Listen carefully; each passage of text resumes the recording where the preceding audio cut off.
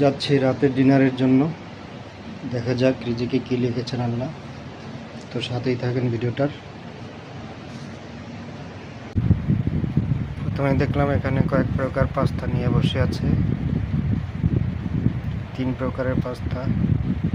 সাথে আছে গরুর মাংসের কিমা, টমেটো সস এবং হোয়াইট সস দিয়ে বানিয়ে দেওয়া হয়। তো আমি খাবার নিলাম মুরগির মাংস, ডিম, সবজি এবং 1 পিস ফিশ ফ্রাই। সাথে ছিল অরেঞ্জ ফ্রুটস।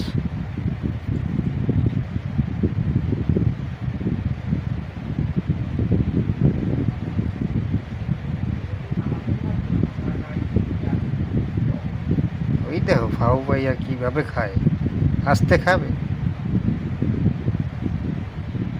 একজনে কত বড় হা করে, দেখো দেখো দেখো,